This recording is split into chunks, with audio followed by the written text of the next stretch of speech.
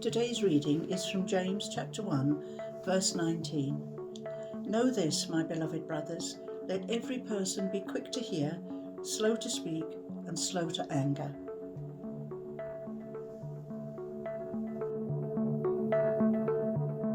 So for this Lent, I've been asked to share a bit of my background, my story, on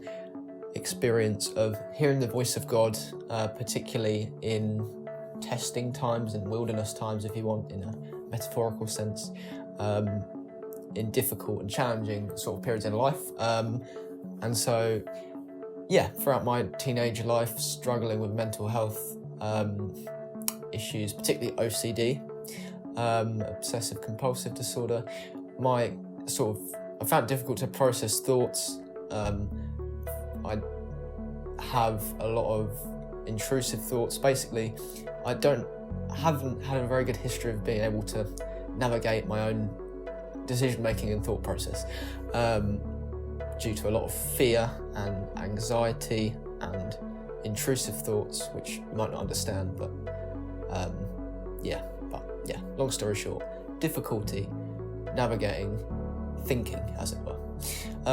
So what that has meant for my relationship with God, in particularly prayer and seeking to hear the voice of the Holy Spirit in my mind, it's meant that it's been difficult, and knowing what to do, what decisions to make, have been challenging, because my mind is often, as all of ours are to a certain extent, interrupted by fears, anxieties, and thoughts that just pop out of nowhere that you really don't line up with your values. So on the topic of what I've learned about hearing the voice of God through those times, it's meant that I've sort of reconsidered and learnt about the different ways to hear God's voice. Obviously, as a Christian, having received the Holy Spirit, we do know that the Spirit speaks to us in our minds and in our hearts. But as someone who struggles to process the thoughts that are already there, of my origin, as it were, I guess, that's a difficult channel to get relationship and intimacy with God through, sometimes.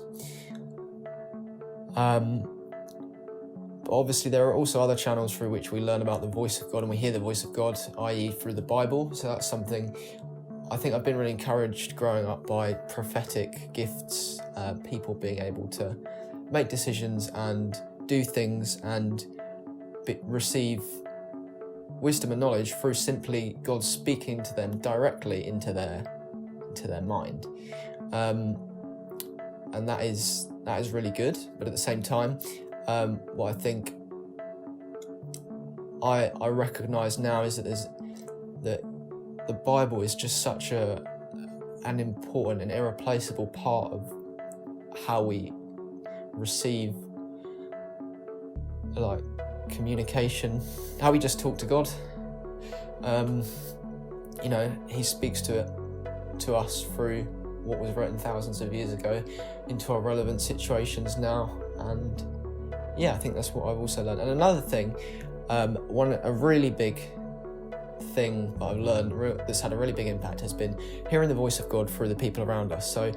having spent a lot of time, and even still now, not being able to always trust my thoughts and my sort of decision making,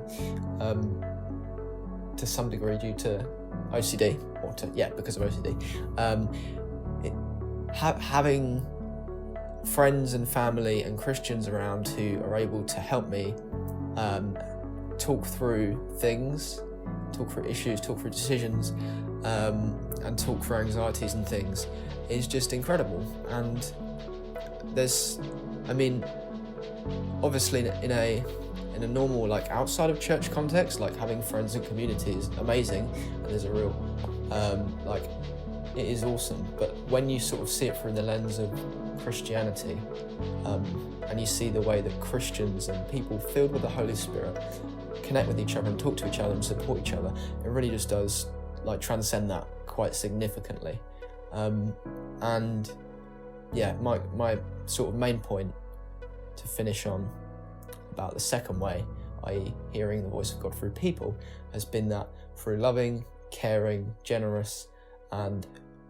unjudgmental friends and Christians and family,